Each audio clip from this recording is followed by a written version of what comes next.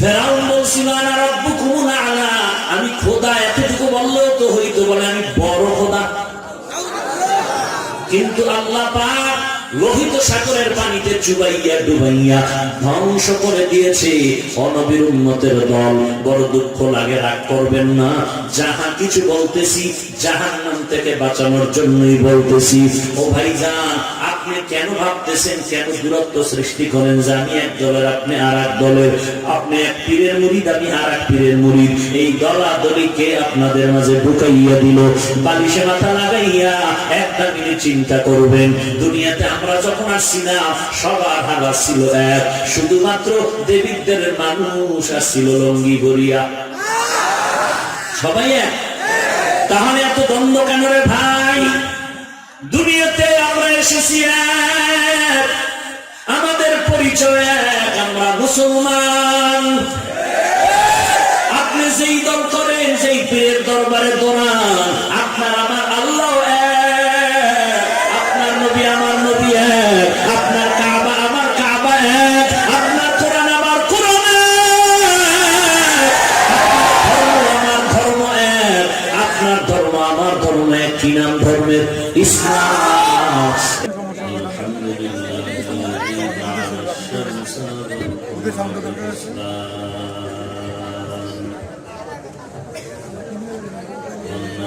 والشجر يسجدان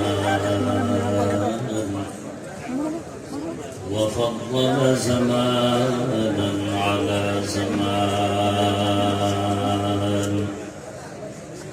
كما فضل مكانا على مكان وإنسانا على إنسان.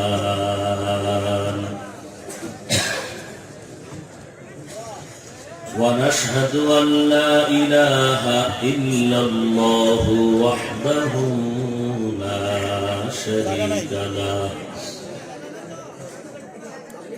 لا ضد له ولا ند له ولا مثل له.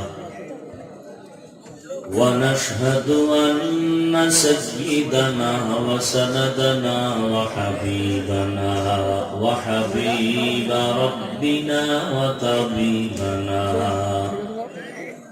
وطبيب قلوبنا ومولانا محمدا عبده ورسوله صلى الله تعالى عليه وعلى آله وأصحابه وبارك وسلم تسليما كثيرا الذي أرسله الله تعالى بالحق بشيرا ونذيرا وداعيا إلى الله بإذنه وسراجا منيرا. أما بعد فأعوذ بالله من الشيطان الرجيم. بسم الله الرحمن الرحيم. قل إن كنتم تحبون الله فاتبعوني يحببكم الله ويغفر لكم ذنوبكم والله غفور رحيم. وقال النبي صلى الله عليه وآله وسلم كل أمتي يدخلون الجنة إلا من أبى. قيل ومن أبى؟ قال من أطاعني دخل الجنة ومن عصاني فقد أبى أو كما قال النبي عليه الصلاة والسلام صدق الله مولانا العظيم وصدق رسوله النبي الأمي الكريم ونحن على ذلك من الشاهدين والشاكرين والذاكرين والحمد لله رب العالمين اللهم صل على محمد النبي الأمي وعلى آله وسلم تسليما سبحانك لا علم لنا إلا ما علمتنا إنك أنت العليم الحكيم رب اشرح لي صدري ويسر لي أمري واحلل عقدة من لساني واحلل عقدة من لساني يفقهوا قولي تکبیر میں کلمہ میں نمازوں میں اذان میں تکبیر میں کلمہ میں نمازوں میں اذان میں ہے نام الہی سے ملا نام محمد ہے نام الہی سے ملا نام محمد فرماتے ہیں آدم کا مجھے خلد تری میں فرماتے ہیں آدم کا مجھے خلد تری میں لکھا ہوا تو باپ ملا نام محمد لکھا ہوا تو باپ ملا نام محمد ہے میم میں محبوب یہ مطلب کا اشارہ ہے میم میں محبوب یہ مطلب کا اشارہ پھر کیوں نہ ہو محبوب خدا نام محمد پھر کیوں نہ ہو محبوب خدا نام محمد قل ان کنتم تحبون اللہ ہے رسول کریم صلی اللہ علیہ وآلہ وسلم امت کے بولو ہے দুনিয়ার উম্মতেরা তোমরা যদি আল্লাহকে মোহাব্বত করতে চাও তো ফাত্তাবিউনি অতঃপর তোমরা আমি রাসূলের ইতাআত করো ইত্তেবা করো অনুসরণ করো অনুকরণ করো কি লাভ হবে ইউহিব্বুকুমুল্লাহ আল্লাহ তোমাদেরকে মোহাব্বত করবেন ওয়াগফির লাকুম যুনুবাকুম মোহাব্বত করে কি করবেন তোমার জিন্দেগীর সমস্ত গুনাহ আল্লাহ মাফ করে দিবেন আবার কি মাফ করার বলে আল্লাহ বলেন আল্লাহু গফুরুর রহিম চূড়ান্ত ক্ষমাশীল পরম করুণাময় আল্লাহর মতো ক্ষমাশীল আর কে আছে আমরা একটা তিল পাইলে তাল বানাই আর আল্লাহ পাক পাহাড় সম পরিমাণ অপরাধকে ঢেকে রাখতেছেন সত্তারিয়াতের চাদর দিয়ে রাসূলুল্লাহ সাল্লাল্লাহু আলাইহি ওয়া আলিহি ওয়াসাল্লাম ইরশাদ করেন কুল্লু উম্মতি ইয়াদখুলুনাল জান্নাতা ইল্লা মান আবা সব উম্মতেরা জান্নাতে যাবে যারা আমি রাসূলকে অস্বীকার করে মানে না তারা ব্যতীত সাহাবায়ে কেরাম বললেন হে আল্লাহর রাসূল কারা আপনাকে মানে না নবী বললেন মান আতাআনি দাখালাল জান্নাহ যারা আমার অনুসরণ করবে তারা আমাকে মেনে জান্নাতে যাবে অমান আসানি ফাকাদ আবা যারা আমার অনুসরণ করে না, বৃদ্ধাঙ্গুলি প্রদর্শন করে, তারা আমাকে অস্বীকার করার কারণে অল্প মেয়াদ হলেও জাহান্নামে যেতে হবে। এ হলো আয়াত হাদিসের সংক্ষিপ্ত তর্জমা। আমরা এখানে যারা উপস্থিত হয়েছি সবাই আমরা আল্লাহকে মহব্বত করি, রসুলকে মহব্বত করি। কি আপনাদের কথা তো এইটাই? নাকি এমন কেউ আছেন যে বলবেন আমি আল্লাহকে মহব্বত করি না? সবাই করি। আর করি বিদায় তো আজকের এই জায়গায় আসি। খানার লোভেও আসি নেই, টাকার লোভেও আসি নেই। দীর্ঘ সময় পর্যন্ত সে সকাল থেকে 10টা থেকে মাহফিল শুরু, বড় বড় ওলামায়ে হযরতরা বয়ান করেছেন, ধৈর্যের সাথে আপনারা শুনেছেন। এখন রাত প্রায় মধ্যরাত, মানুষের বিশ্রামের সময়। কারণ বিশ্রাম না করলে আবার আমাদের ইবাদতে খলল এসে যাবে। ফজরের নামাজ পড়তে হবে। 1000 বয়ানকেও এক পালায় দিলে ফজরের নামাজের মর্যাদার সমতুল্য হবে।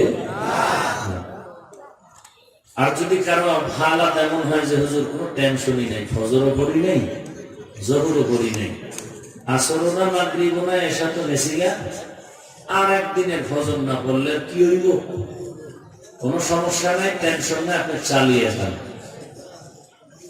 এই লোককে চালাইতে চালাইতে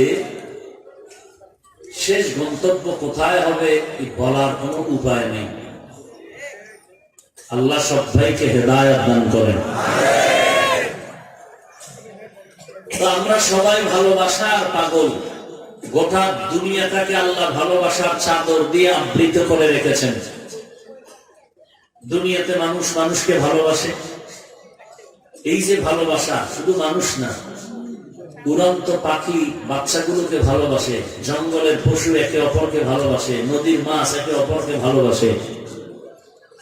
এই যে একটি ভালোবাসা, এই যাহা কিছু দুনিয়াতে দেখতেছি, আল্লাহ পাক এই মুহাব্বতকে, রহমতকে, দয়াকে ভাগ ভাগ করে মাত্র 1% দুনিয়াতে দিচ্ছেন, আর 99% আল্লাহ রিজার্ভ রেখেছেন। এই 1%, মাত্র 1 পয়েন্ট ভালোবাসায় আজ মানুষ মানুষের জন্য পাগল, পশু পশুর জন্য পাগল, মাছ মাছের জন্য পাগল। কিন্তু এই ভালোবাসার একটা মাপকাঠি আছে। এই মাপকাঠি হারিয়ে গেলে তখনই আমাদের এই ভালোবাসা অবৈধ ভালোবাসা হয়ে যাবে, বৈধ আর থাকবে না। মাকে ভালোবাসা বড় দামি একটা জিনিস, ভাইকে ভালোবাসা, মানুষকে ভালোবাসা বড় দামি জিনিস। আজ আমাদের মধ্যে ভালোবাসার মাপকাঠি নাই। দুশ্মনকে বেশি কাছে টানি, বন্ধুকে বেশি দূরে ঠেলে দেই। বিপদে পড়লে বন্ধুর সাথে আর কোনো আওয়াজ নেই, যোগাযোগ নেই। এই হলো আমাদের ভালোবাসা না। মানুষ হিসাবে মানুষকে ভালোবাসতে হবে।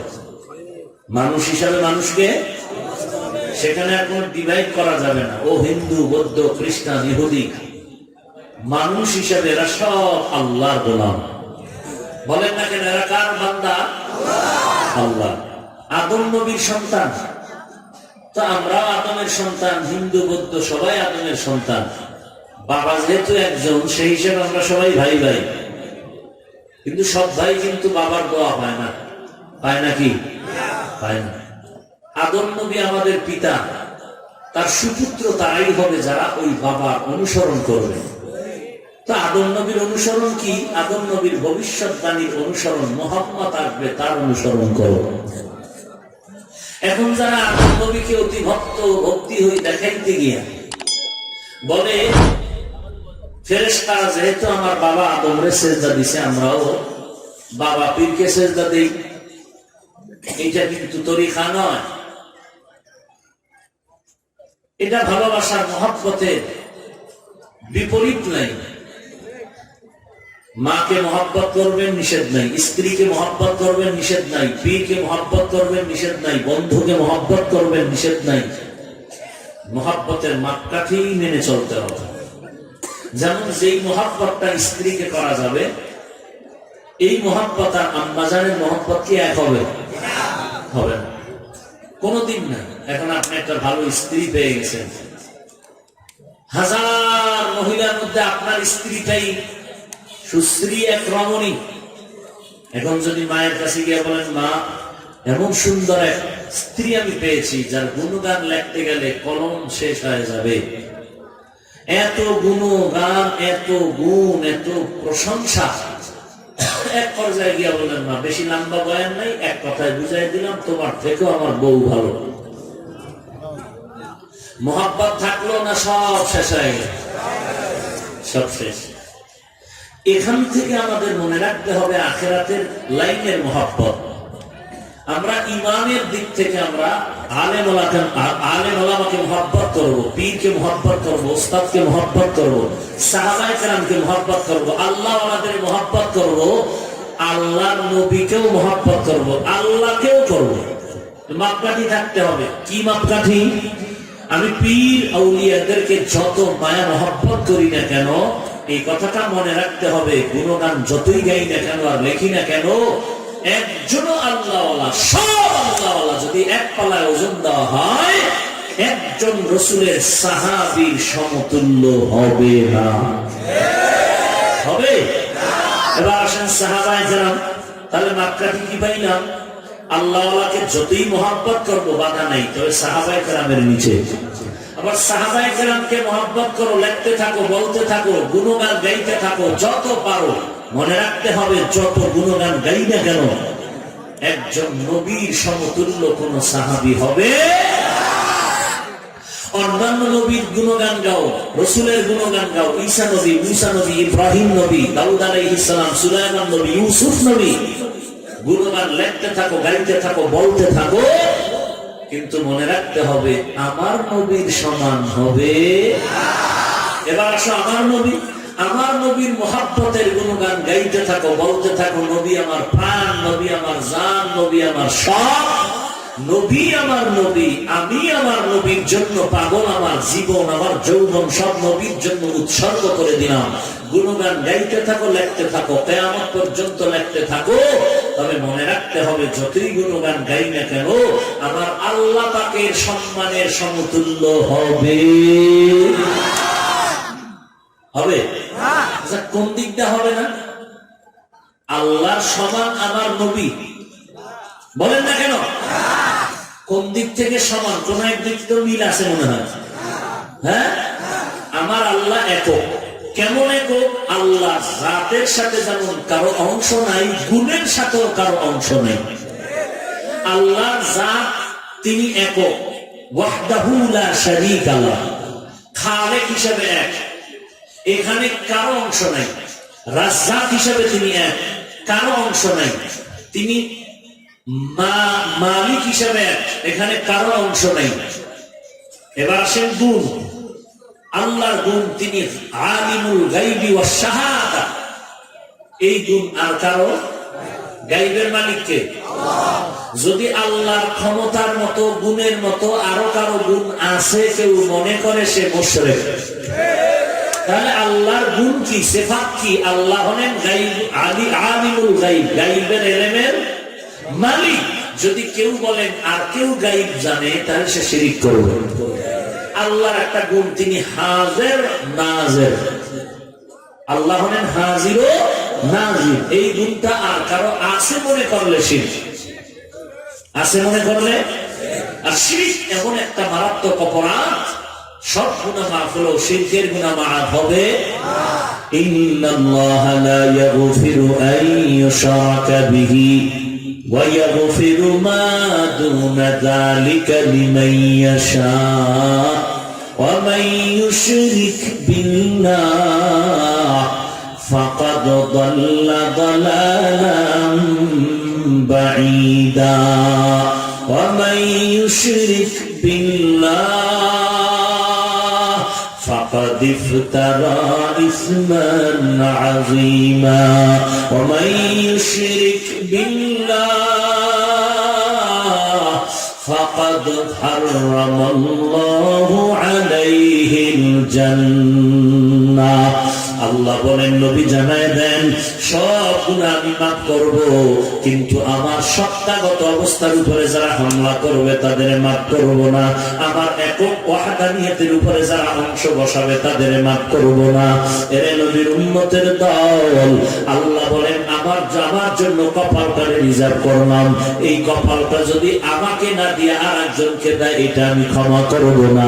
এরে নবীর উম্মতের দল, সব গুনাহ ক্ষমা করবে, শিরকের গুনাহ ক্ষমা হবে না।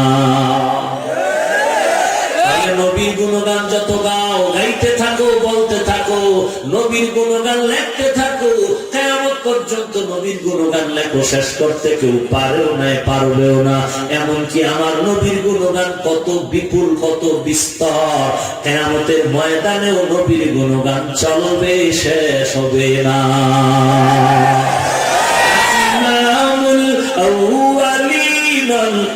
আখিরিন বহরে সরফা রহমাতাল লিল আলামিন সাইয়্যিদুল কাউনাইনি খাতমুল মুরসালিন আখিরা মুদবুদে ফখরুল আউয়ালিন শত ওজুদাস রহমাতাল লিল আলামিন মসজিদে উশুদ হামারে জমিন।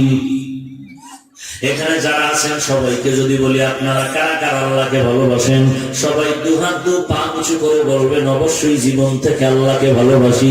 এরপরে যদি জিজ্ঞেস করি নবীকে কারা ভালোবাসেন, বলেন কি হুজুর জীবনের থেকে আমার নবীকে বেশি ভালোবাসি। নবীকে ভালোবাসি সবাই দাবি করলেন, আল্লাহকেও ভালোবাসি সবাই দাবি করলেন, কিন্তু হাকিকতে মাপকাঠি দরকার। আসলে কারা আসল আল্লাহকে ভালোবাসে, কারা আসলে নবীকে ভালোবাসে, এই মাপকাঠি না জানার কারণে একজন সুদের টাকায় ব্যবসা করে বলে আমি নবীর বড় আশিক। সুন্নতে আহমদ কুজা বা মুহাম্মদ কাইফুয়াত নিসবতরা কারে শৈতা মিকুনি নামত ওলি গরওলি নানতাস্তে বরওলি। আল্লাহর সবাই ভালোবাসেন, নবীরে পরিপূর্ণ নাকি পরিপূর্ণ। এবার একটু মাপকাঠি নেই, দুনিয়ার কারো থেকে মাপকাঠি নিলে লাগবে ভেজাল, কারণ মানুষের বিবেক ওয়ালা মাপকাঠি রাবারের মতো বাড়ে আর কমে, বাড়ে আর কমে। সকালবেলা ঘুমাইছিল, হঠাৎ করে মাথা গরম, গরম অবস্থায় কি কইছে নিজেও জানে না। এই গরম অবস্থায় ফতুয়া দিলে ফতুয়া গ্রহণযোগ্য হবে না। পাগল হইয়া মাতাল হইয়া আদালতে গিয়ে যদি ইসলামী শরীয়তে সাক্ষী দেয়, তার সাক্ষী কবুল করা হবে না। ওই জন্য আল্লাহ মাপকাঠি ভালো করে জেনে নাও। আল্লাহ নবীকে মুহাব্বত করতে নিষেধ নাই, আল্লাহকে মুহাব্বত করতে নিষেধ নাই, তবে সাবধান। আল্লাহ নবী সতর্কবাণী করে গেলেন, ঈসা নবীকে উম্মতেরা ভালোবাসতে গিয়ে এক দল হলো অতি বেয়াদব, আর এক দল হলো অতি ভক্ত। অতি ভক্ত অঙ্গ বাঙালি ফতুয়ায় কয় চোর, আর অতি বেয়াদবরে বাঙালি ফতুয়ায় বলে ডাকাত। অতি ভক্ত চোর, অতি বেয়াদব ডাকাত। নবী বলেন সাবধান। ঈসা নবীকে মুহাব্বত করতে গিয়া তার উম্মতেরা দুই দল হয়ে গেল। এক দল ভালোবাসতে গিয়া হলো বেয়াদব। কেমন বেয়াদব? কয় ঈসা নবীর যেহেতু বাবা নাই, সেহেতু ঈসা হলো যার সন্তান। নাউজুবিল্লাহ। আরো আস্তে করে বলেন। ইহুদিরা বলে না না, মুহাম্মদ, ভালো করে শুনে না উম্মতের দল, ও মুহাম্মদ নবীর উম্মতেরা সাবধান, ঈসা নবীর কথা থেকে শিক্ষা গ্রহণ করো। ইহুদিরা কয়, যেহেতু খ্রিস্টানরা বলে যেহেতু ঈসা নবীর কোনো বাবা নাই, সেহেতু আল্লাহই হলেন তার বাবা। আল্লাহর সন্তান আসেনি? لم يلد ولم يولد ولم يكن له كفوا أحد لم يلد لم يولد خالقاس ولد مولود راউলাইকাস। আল্লাহ কাউকে জন্ম দেন নাই, কারো থেকে জন্ম নেন নাই। আল্লাহর কোন ছেলে মেয়ে কিচ্ছু নাই। আল্লাহ হলেন এক, আল্লাহর মতো একক আর কেউ নাই। আল্লাহ পাক রব হিসেবে এক, আল্লাহ হলেন খালেক হিসেবে এক। আমার আল্লাহ পাক রব্বুল আলামিন সর্বদিক থেকে এক, কোন দিক থেকে তার কোনো অংশ নাই। অবদ নবী বলেন, এই উম্মতের দল, ঈসা নবীর মতো আমাকে মোহাব্বত করতে গিয়া বেয়াদবিও করবা না, অতি ভক্ত দেখায়া চোর সাজবা না। খবরদার। বলে কেমনে? একদল বলে কি বলে? বলে মুহাম্মদ অতি ভক্ত হইয়া বলে আল্লাহ পাকের জাতি নূরের তৈরি। এ হলো অতি ভক্ত চোরের লক্ষণ। বুঝেন না কথা? এর নবীর উম্মতের দল, বেয়াদবিও করা যাবে না, আবার অতি ভক্ত হওয়া যাবে না, মাপকাঠির লাইনে থাকতে হবে। আল্লাহ বলেন, ও নবী উম্মতের জানায় দেন, আমি আল্লাহকে যারা ভালোবাসতে চাই তাদের মাপকাঠি দিয়ে দেন। যারা আমি আল্লাহকে ভালোবাসতে চাই তারা যেন আপনি নবীর অনুসরণ করে। আল্লাহকে ভালোবাসতে চাই তো, তাহলে আল্লাহকে ভালোবাসতে হলে কি করতে হবে? নবীজির অনুসরণ করতে হবে। তাহলে আল্লাহকে ভালোবাসার মাপকাঠি নবীজি। নবীর অনুসরণ যারা করবে প্রমাণ তারা আল্লাহকে ভালোবাসবে। যারা নবীর অনুসরণ করবে না, প্রমাণ হবে তারা আল্লাহকে ভালোবাসে না। এবার সোজা একজনকে জিজ্ঞাসা করবেন, অমুকে আল্লাহর ভালোবাসেনি, বলবেন ফাইনাল মাপকাঠি হলো আগে দেখো নবীর সুন্নতের আমল, নবীর অনুসরণ করেনি। যদি দেখেন হ্যাঁ লোকটা নবীর অনুসরণ করে, প্রমাণ হলো সে আল্লাহকে ভালোবাসে। যদি দেখেন আল্লাহর বান্দা নবীর অনুসরণ করে না, প্রমাণ হলো সে আল্লাহকে ভালোবাসে না। এই হলে আল্লাহর ভালোবাসার মাপকাঠি। এইবার নবীর অনুসরণ কে করে কে করে না এরও মাপকাঠি লাগবে। নবীর অনুসরণ ভালোবাসার মাপকাঠি হলো নবীর অনুসরণ কেমনে হবে?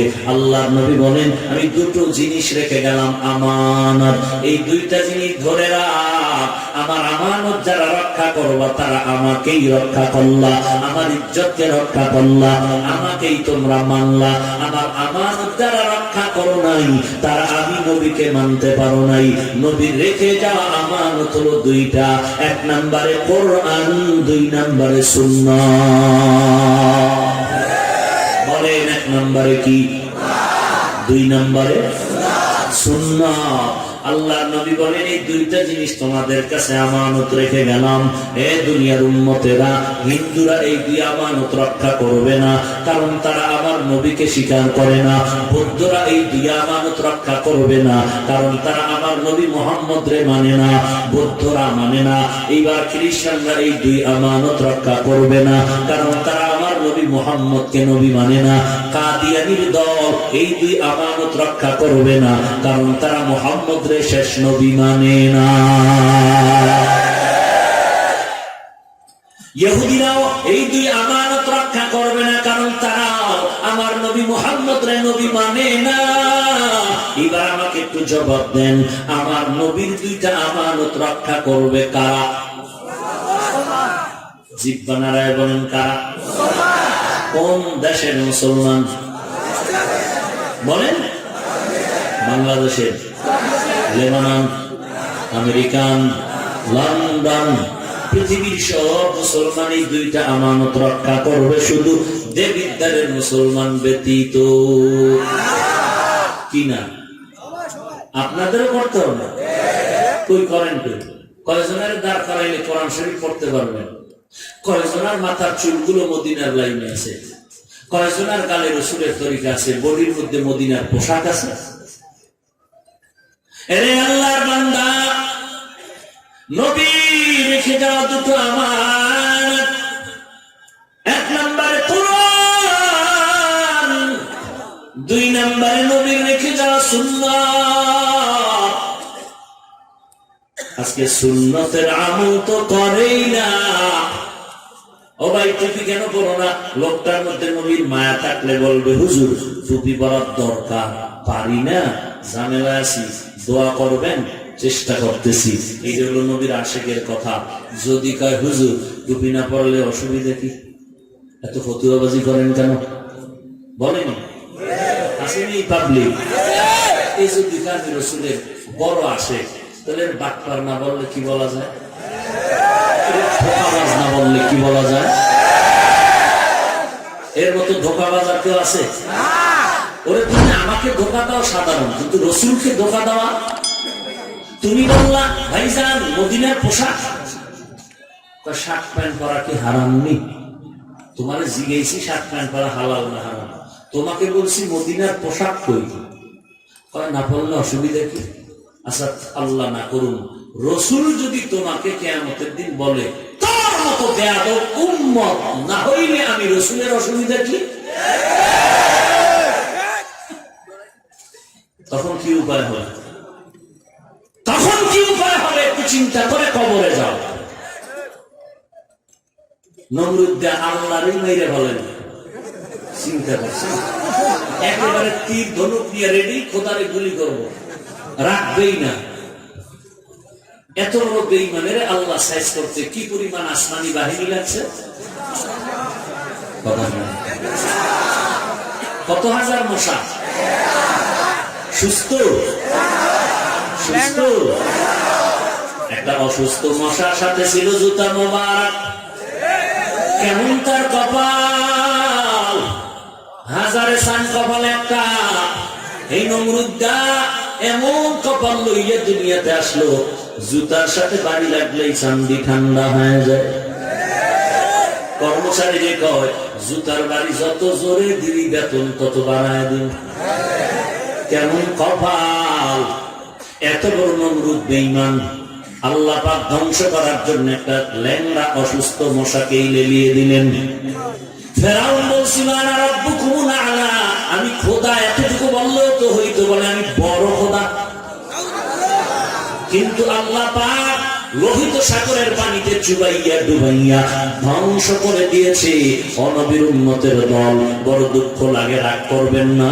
যাহা কিছু বলতেছি জাহান্নাম থেকে বাঁচানোর জন্যই বলতেছি। ও ভাইজান, আপনি কেন ভাবতেছেন, কেন দূরত্ব সৃষ্টি করেন যে আমি এক দলের আপনি আর এক দলের, আপনি এক পীরের মুরিদ আমি আর এক পীরের মুরিদ? এই দলাদলিকে আপনাদের মাঝে ঢুকাইয়া দিল। বালিশে মাথা লাগাইয়া একটা মিনিট চিন্তা করবেন, দুনিয়াতে আমরা যখন আসছি না সবার হালা ছিল এক, শুধুমাত্র দেবীদের মানুষ আসছিল লঙ্গি ভরিয়া, সবাই এক। তাহলে এত দ্বন্দ্ব কেন রে ভাই? দুনিয়াতে আমরা এসেছি এক, আমাদের পরিচয় এক, আমরা মুসলমান। আপনি যেই দল করেন, যেই পীরের দরবারে দৌড়ান, আপনার আমার আল্লাহ এক, আপনার নবী আমার নবী এক, আপনার কাবা আমার কাবা এক, আপনার কোরআন আমার কোরআন এক, আমার ধর্ম এক, আপনার ধর্ম আমার ধর্ম এক। কি নাম ধর্মের? ইসলাম। এরে বান্দা, এসেছিও এক, যাওয়ার বেলায় কিন্তু এক হয়ে যাবে। আসার সময় কপালে লেখা ছিল নাকি আমি বক্তা হব? কপালে লেখা ছিল কোটিপতি হব? কপালে লেখা ছিল আপনি চেয়ারম্যান হবেন, আপনি চৌধুরী বংশের বিল্ডিং করবেন? কপালে লেখা ছিল আপনি ডাক্তার হবেন, ডক্টর হবেন, ইঞ্জিনিয়ার হবেন? সবাই কিন্তু এক হালাতে ছিলাম, সবাই দুনিয়াতে এসে পরিচয় ছিল আমাদের এক। ডিভাইড কইরা উল্টা পাল্টা করলাম, লাভ কি হবে? আবার যাওয়ার বেলায় সবাই এক। আমারও যেমন তিনটা কাফন হবে, আপনারও কাফন হবে কয়টা? জোরে কোন? কারো বেশি কম নাই। ধনীর জন্য একটা বেশি, রিক্সা ড্রাইভারের জন্য একটা কম। না রে বাবা না, কবরের চেষ্টাও হবে সমান, কাফন হবে তিনটা সবার সমান, শুধু কালার হবে আলাদা। কারো কালার হবে সবুজ, কারো কালার হবে কালো। তো কি তাহলে সাদা টুপি আর সবুজ টুপি আর কালো নিয়ে কিলাকিলি করো কেন? ও ভণ্ড, কিলাকিলি করো কেন? ওই ভণ্ড। তাহলে মরার সময় সবুজ কাফন পইরা মর, মরার সময় কালো বড় কাপড়ে মর। আমরা যদি কই ভাই তুই জীবন ভর কালো কালো কালো কালো কালো, দিলদারি কালো বানায় ফেলাইছে, কালো করতে করতে। এবার তোরে কালো বোরকা দিয়ে কবরে দিই, খুশি হবে না রাগ করবে? তাহলে এই মাঝখানে একটু সময় কিলাকিলি করে কিলা। যুবক আল্লাহর গোলাম, আল্লাহকে সাক্ষী রেখে বলছি রে যুবক, পা দুটো যদি আগায় দাও, আমি আল্লাহর মহাব্বত নিয়ে দিল করে বলতেছি, আমি পায়ে হাত রেখে বলতে চাই বাবা, কেউ ব্যবসা করো, কেউ চাকরি করো, কেউ লেখাপড়া করো। ও লেখাপড়া করেনেওয়ালা যুবক ভাই, তোমার টার্গেট আছে কিন্তু লেখাপড়া করে তুমি কি হবা? আব্বা আম্মায় কিন্তু ঘুমায় না, মা তোমার জন্য দোয়া করে। আব্বা কামাই বুঝি করে ঘাম ফালাইয়া টাকাগুলো তোমার পেছনে খরচ করে কলেজে দেয়, স্কুলে দেয়। তোমার মা বাবার টার্গেট, আমার ছেলে হবে একজন ডাক্তার, আমার ছেলে হবে একজন ব্যারিস্টার, আমার ছেলে হবে একজন ইঞ্জিনিয়ার। তোমারও টার্গেটটা ভিতরে ঢুকাও, এই টার্গেট যেন মিশাইয়া না যায় রে বাবা। আর ওই টার্গেট যদি তুমি ফলো করে আগাইতে থাকো, তাহলে অযথা সময় কাটাবার কোনো সুযোগ নাই, আর একজনের পিছে পড়ে তোমার লাভ নাই। আমি অনুরোধ করে বলবো, যারা নিজের লেখাপড়ার রাস্তা বাদ দিয়া টার্গেট আগাইতে গিয়া অন্যদিকে তুমি ডিভাইডেড হয়ে দৌড়াচ্ছ, একজনের খুশি করতে গিয়া আর একজনের বিরুদ্ধে লেখালেখি করতেছো।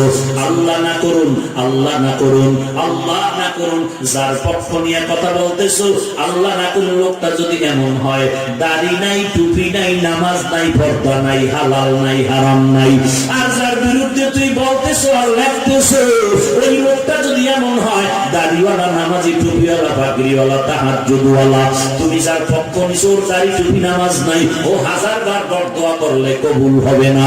আর যার বিরোধিতায় লাগতেছো, ওই বান্দা যদি তাহাজ্জুদওয়ালা হয়, ও ভোর রাত্রে যদি চোখের পানি ছাড়িয়া তোর জন্য বরদোয়া করে, তুই একা ধ্বংস হবি না, তোর বংশ সব ধ্বংস হয়ে যাবে।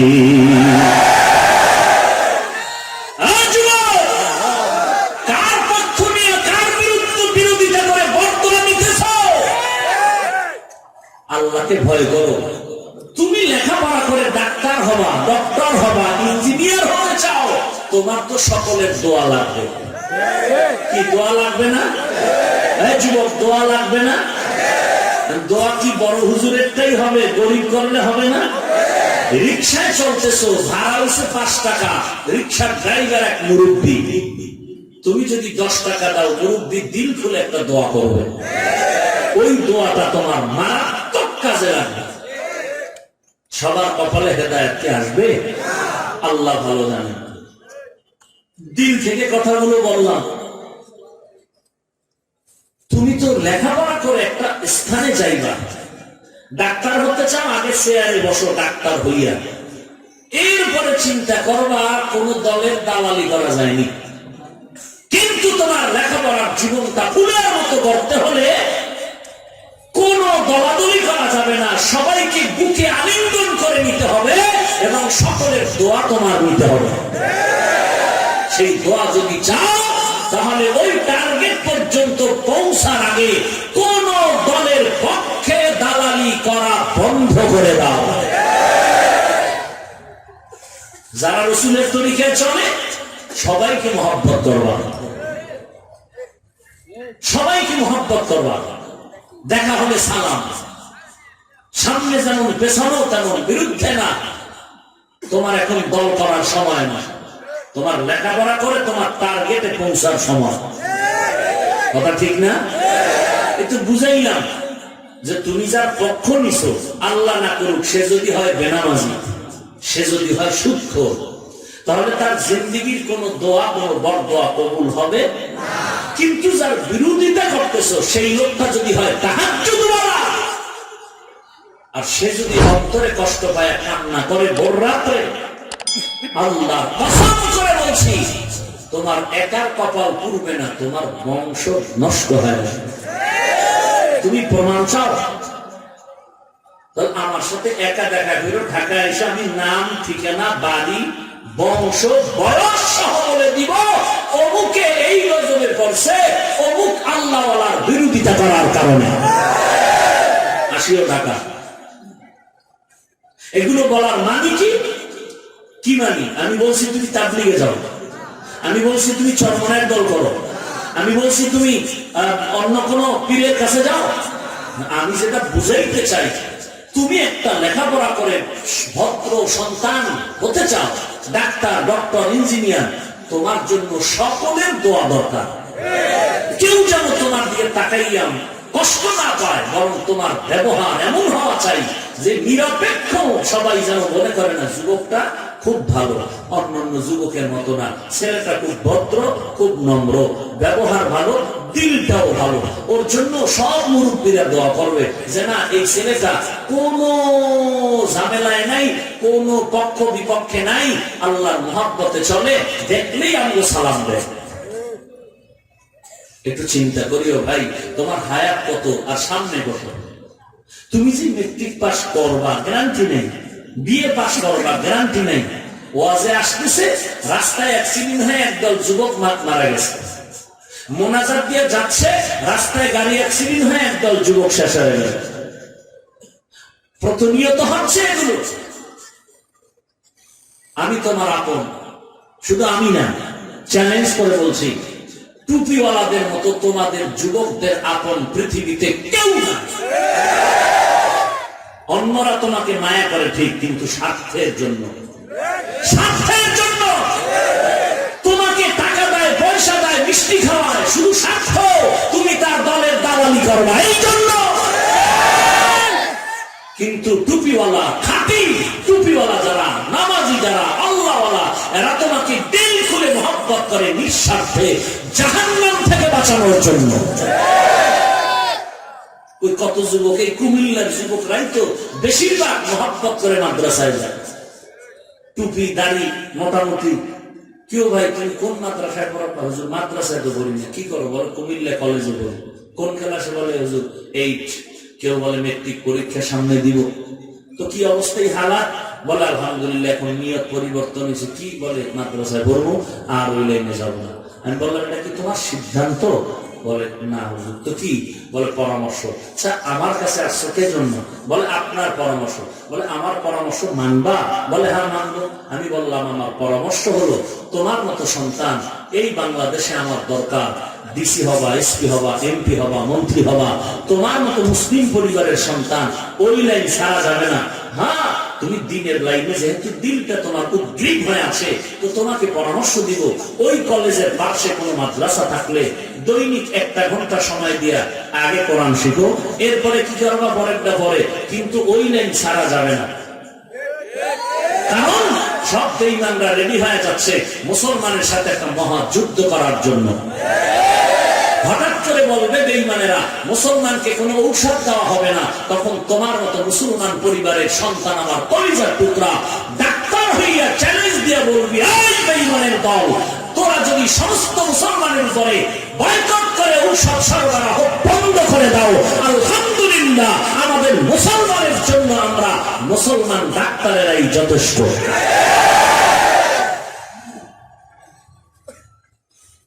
এই 2 দিন আগে একটা যুবক পড়বেই না, ক্লাস 9-এ পড়ে, এখন পড়বেই না, সে ও কলেজে পড়বেই না, এখন মাদ্রাসায় পড়ে। যত বুঝাই শেষে কাজ ভালো লাগে না। আমি বললাম তা আমার কোনো পরামর্শ তুমি নিও না। আমি পরে রাগ হয়ে গেছি, তখন একটু নরম হয়েছি। আমি বললাম আমাকে যদি মানো তা আমার পরামর্শ, স্কুল কলেজ ভার্সিটির ওই লেখাপড়ার লাইনটা ছাড়া যাবে না, ওখানে ধরে না, ওই রাস্তা আগাইতে হবে। পাশাপাশি দিনের লাইনে আমি সহযোগিতা করব, পরামর্শ দিব কেমনে আগাবা। এখন 1 নম্বরে কোরআন পড়তে পারো? বলে অল্প অল্প পারি। আমি বললাম ভালো একটা হুজুরের কাছে দৈনিক 1 ঘন্টা সময় দিয়া আগে কোরআন ঠিক করো, এরপরে কি করবা পরেরটা পরে। এত কিছু দিল খুইলা বলার পর এখানে তোমরা যদি মহব্বতের স্লোগান দাও আর পরে যদি তুমি আমাকে গালি দাও, তখন দিল থেকে হাত উঁচু করে বরদোয়া করা লাগে না, দিল থেকে যে কষ্ট পেয়ে একটা শব্দ বের হয়, আহ, এটাই তোমার জন্য একটা অভিশাপ, এটাই তোমার জন্য অভিশাপ। এই যুবক, ওই আজকে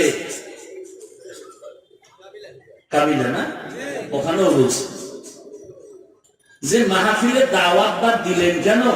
আর আপনারাও এই দীর্ঘ টাইম বসিয়া বয়ান শুনলেন কেন? আবার বাইরে গিয়েও বা বিসমিল্লাহ সারা গালি দেন কেন? কিচ্ছু বুঝতেছি না। দাওয়াত বা দিলেন কেন?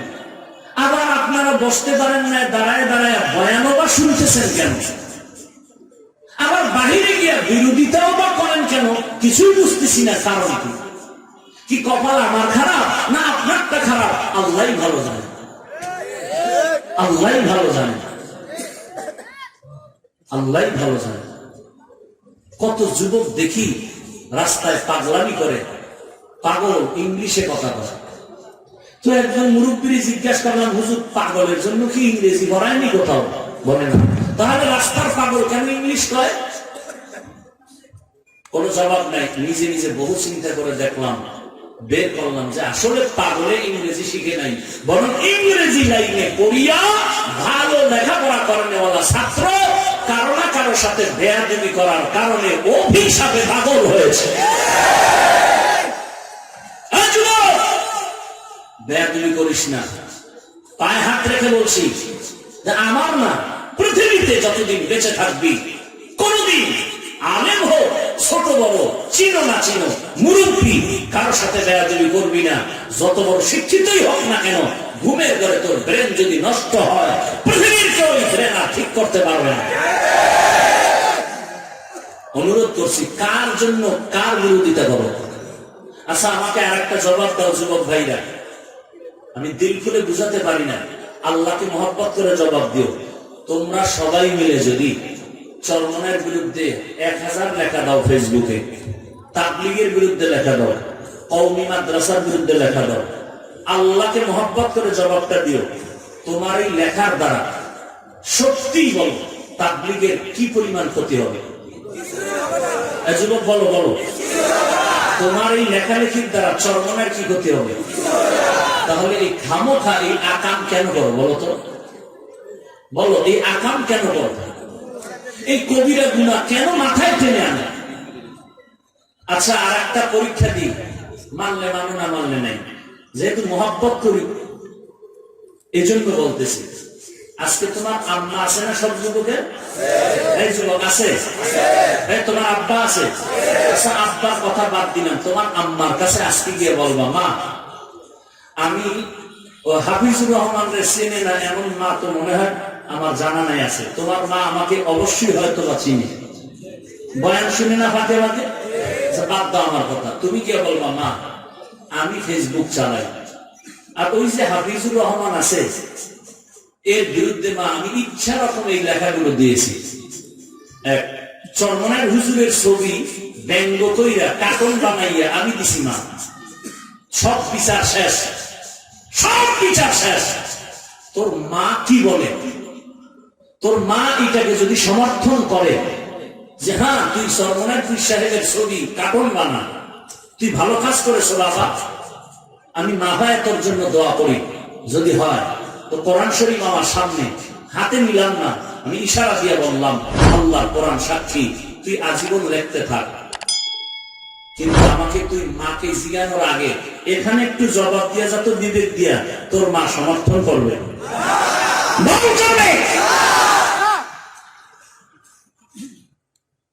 তাহলে তোর মা যেটাকে সমর্থন করবে না, তুই এমন বদদোয়া কবিরা গুনাহের কাজ কেন করো?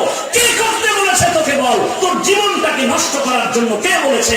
তোর এই লেখার কারণে যারা তোকে বাহবা দেয়, আল্লাহর কসম একবার, আল্লাহর কসম দুইবার, আল্লাহর কসম তিনবার, ওই বন্ধুগুলো তোর চূড়ান্ত জীবন্ত দুশমন, দুশমন, দুশমন।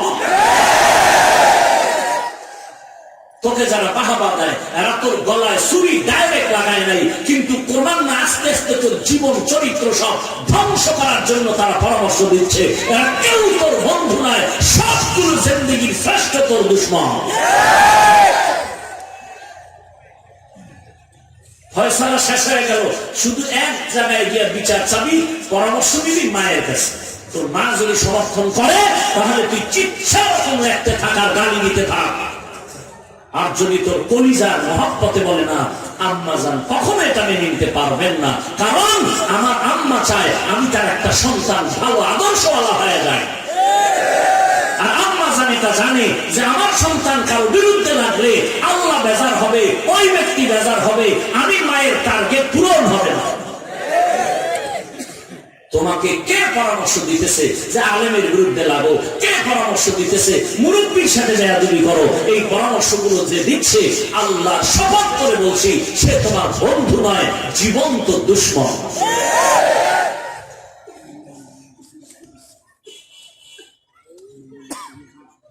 আজকে থেকে তওবা করো, জীবনে কোনোদিন কারো বিরোধিতা করে বদদোয়া নিবা না। পারবা ইনশাআল্লাহ? হাত দেখান লাগবে না, তোমার দিলের তওবাই হলো আসল। তুমি হাত দেখাই আবার রাস্তায় গিয়ে হাত নাড়ায় নাড়ায় গালাগালি করবো, এই হাত দেখাই লাভ কি? দিল পরিশুদ্ধ করো।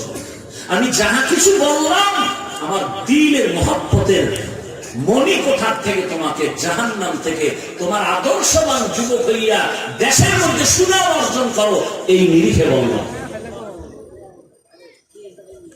আর রসুলের আদর্শ তো তাই, রসুলের আদর্শ তো তাই। ইহুদি রসুলের সামনে দাঁড়ায় গালি দিচ্ছে, আবু বকর পাশে দাঁড়ানো।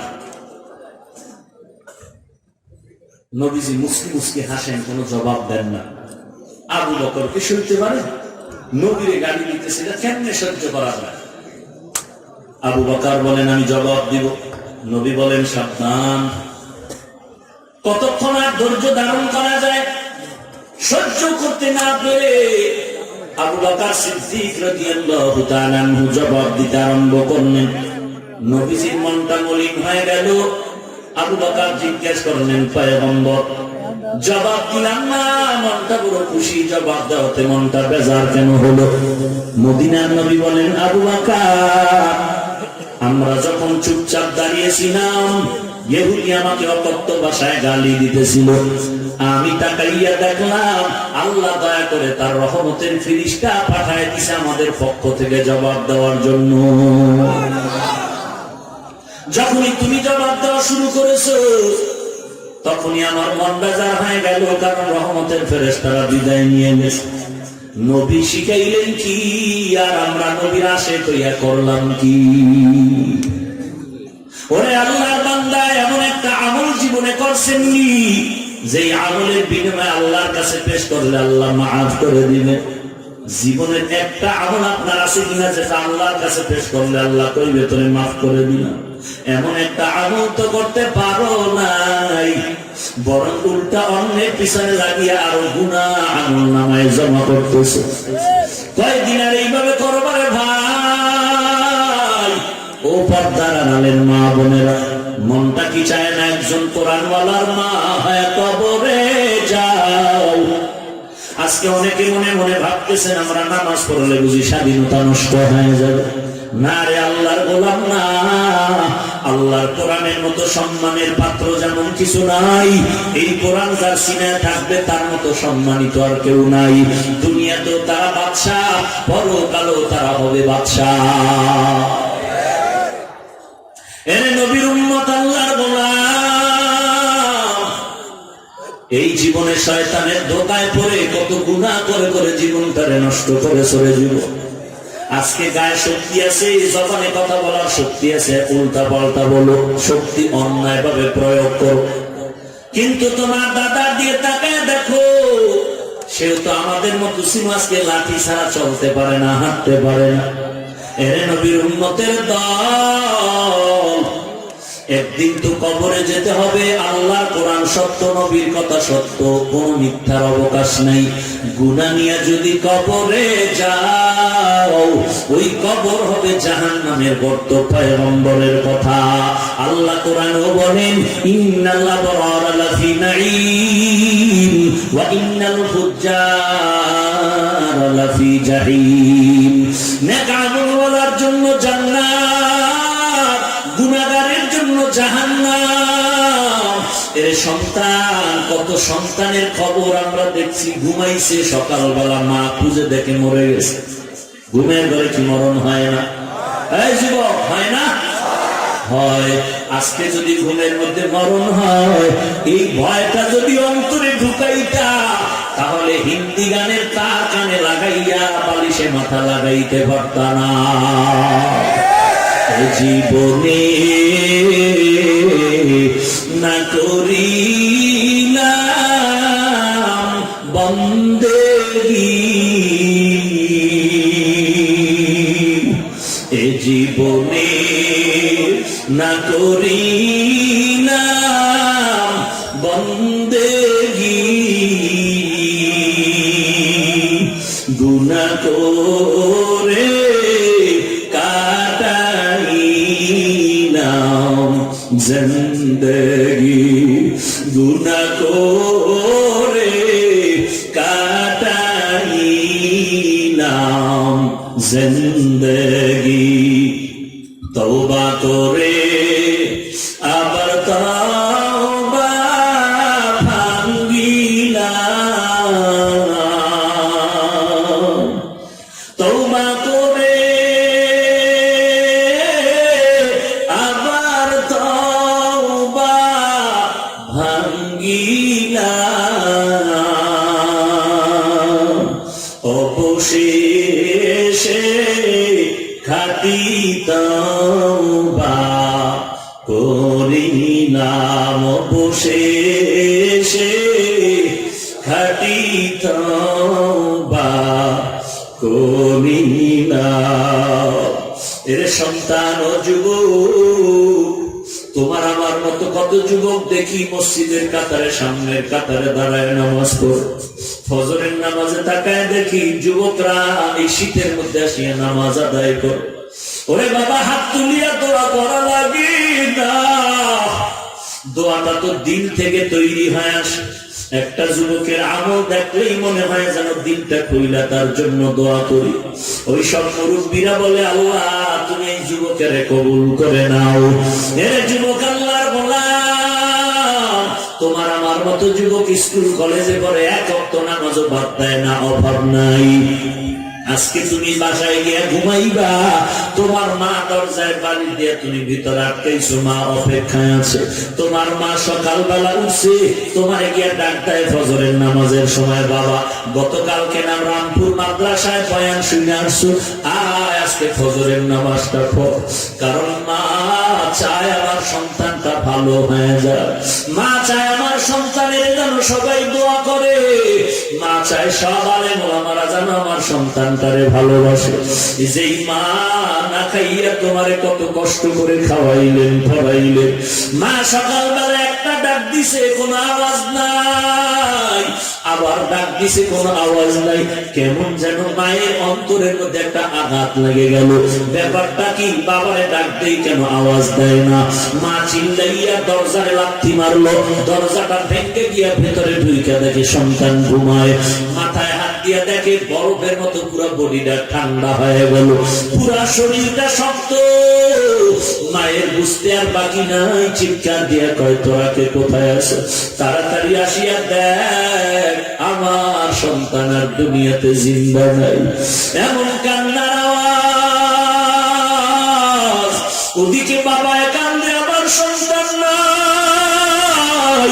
তুই তাকাইয়া তাকাইয়া দেখবি মা কান্দতেছে, তোর জবান বন্ধ। তোর ছোট ছোট ভাই বোনেরা কান্না করে, ভাই আমার নাই।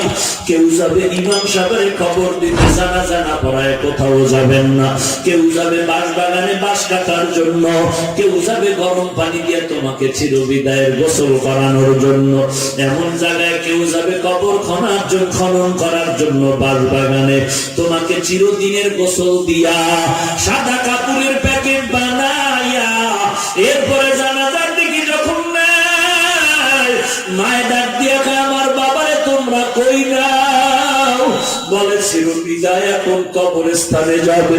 বলে আমার বাবারে তো আর জীবন আমি দেখতে পারবো না, শেষবারের মতো একটু দেখাইয়া নাও। মা জানালা দিয়া তাকাইয়া কেউ শেষ কান্না করতেছে, আমার সন্তান।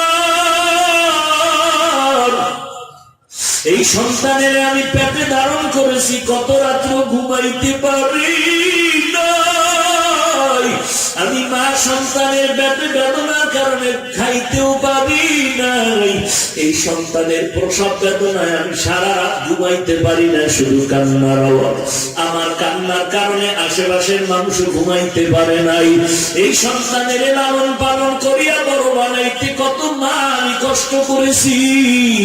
ওরে বাবা, ছোটবেলার কাহিনী কি তুমি ভুলিয়া গেছো?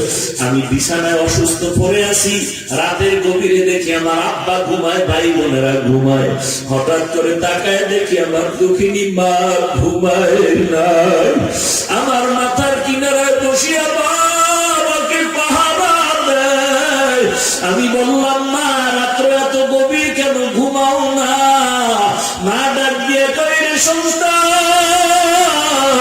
তুই বড় অসুস্থ, আমি যদি ঘুমাইয়া যাই আর তুই যদি অসুস্থ অবস্থায় মা বলে ডাক দাও, আমি যদি জবাব নিতে না পারি তোর থেকে আমি মা ভীষণ কষ্ট পাবো।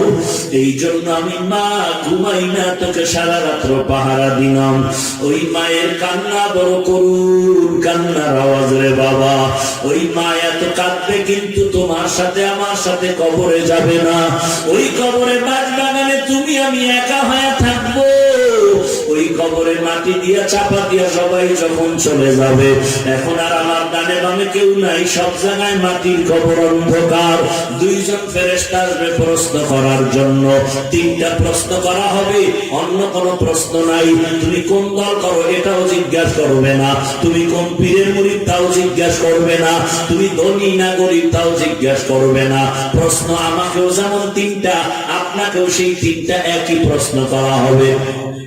এক নম্বরে রবের পরিচয় দাও, দুই নম্বরে ধর্মের পরিচয় দাও, তিন নম্বর রাহমাতুল লিল আলামিনের পরিচয় দাও। যারা দুনিয়াতে রবের সাথে সম্পর্ক করলা না, তোমরা কবরে গিয়ে বলবা হা হা লা আদরি। যারা দুনিয়াতে ইসলাম ধর্মের আমল করো নাই, কবরে গিয়া ফেরেশতার প্রশ্নে বলবে হা হা লা আদরি। আফসোস, হাজার আফসোস, আমি কিছুই বলতে পারি না। নবীর সুন্নতের আমল যারা করো নাই, কবরে গেলে তাদের জবাব হবে হা হা লা আদরি, আমি কিছুই বলতে পারি না, জানি না, আমি বড় অসহায় হয়ে গেলাম। আল্লাহ তাআলার অর্ডার হয়ে যাবে, এই বান্দারে আর ছাড় দেওয়া যাবে না। আমি আল্লাহর দেওয়া পানি, আমি আল্লাহর দেওয়া মাছ, আমার দেওয়া সূর্যের আলো, আমার দেওয়া চাঁদের আলো, আমার দেওয়া গাছের ফল, আমার দেওয়া জমিনের ফসল বান্দার জন্য খাওয়াইল। একটা দুধের গাভীটা তার বাচ্চার দুধ না দিয়া সব আমার বান্দারে দিয়েছে। একটা মুরগির বাচ্চা, ওই বাচ্চাগুলো রাখিয়া মুরগিটা জবাই করিয়া খাইছে। আমি আল্লাহ বান্দারে কিছু বলি নাই। ওই গাছের ফল খাইছে, আমি আল্লাহ কিছু বলি নাই। আমি আল্লাহ সব তার জন্য ফ্রি করে দিলাম। কিন্তু এত নিয়ামত খাইয়া ওরা আমার হুকুম মতো জীবন চালায় নাই, আলেম ওলামাদের কথা মানে নাই, বরং আলেম ওলামাকে পেছনে পেছনে গালাগালি করতো। আজকে আমি আল্লাহকে ছাড় দিব না। আল্লাহ পাক কুদরতের আওয়াজ দিয়ে বলবে, মেরে কবরের মাটি, এই বেঈমান নাফরমানের দুই পাশের মাটি জুড়ে চাপ দাও। কবরের মাটি দুই পার্শ্ব থেকে যখন চাপ দেওয়া শুরু করবে, পাঁজরের হাড়গুলো চুরমার হয়ে যাবে। মেরে যুবক, আল্লাহর কোরআন মিথ্যা মনে করিও না, নবীজির একটা কথাকেও মিথ্যা মনে করিও না রে বাবা। ওই কবরের চাপের কারণে পাঁজরের হাড় চুরমার হয়ে যাবে। একটা নয়, দুইটা নয়, 70 থেকে 99টা সাপ কবরে সে ভরে যাবে। ওই অন্ধকার কবরে জাহান্নামের আগুন।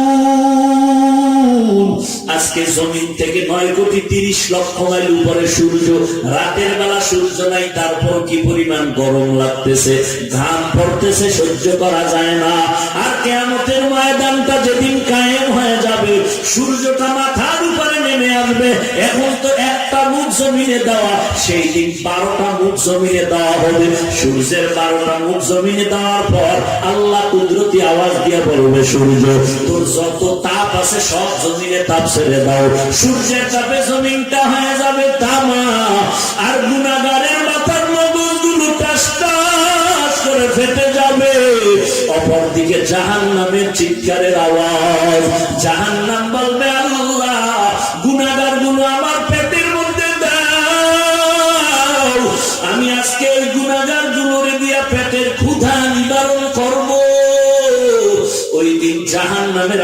হাসরের ময়দানটা থরথর করে কেঁপে উঠবে। আপনার আমার নবী সিজদায় পড়ে কাঁদবেন আর বলবেন, আল্লাহ জাহান্নামের ফিরাও, আমার একটা উম্মত যেন জাহান্নামে না যায়। আল্লাহ পাক বলবেন, জাহান্নাম থামো, আমি বিচারটা শেষ করার পরে গুনাহগার গুলো তোমার পেটের মধ্যে আমি দিয়া দিব। জাহান্নামের থামায় রাখা যাবে না। আল্লাহর নবী তার উম্মতের আশায় কান্না বন্ধ করবেন না।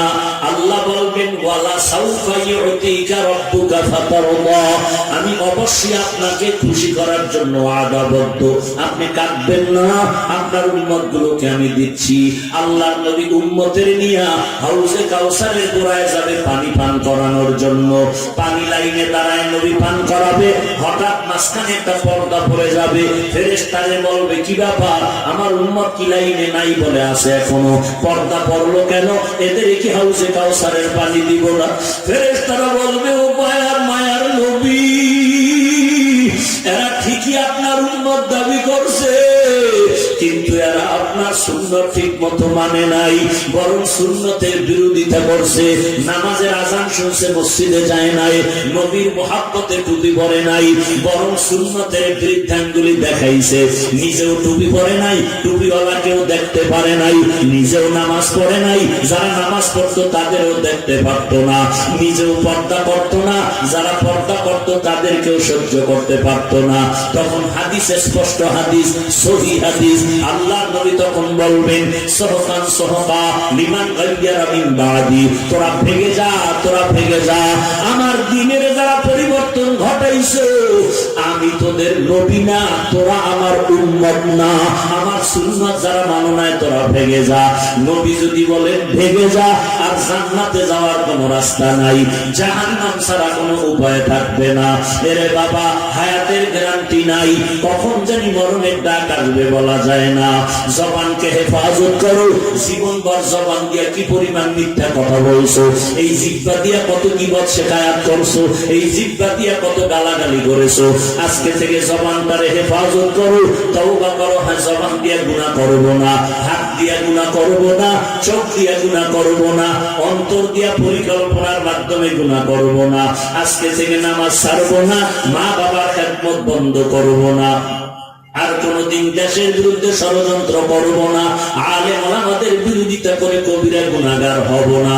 তওবা করার জন্য যদি নিয়ত হয়, মুনাফিকি যদি না থাকে, গলায় ছুরি আসবে মরে যাব, তারপর গুনাহের পথে যাব না, খাঁটি তওবার নিয়তে পারবানি দুটো হাত আমার আল্লাহকে দেখাইতে। আয় আল্লাহ, সবার হাত আপনি কবুল করে নেন, আমাদের তওবা কবুল করে নেন, তওবার উপরে মজবুত হয়ে চলার তৌফিক দান করেন, ঈমান ও আমল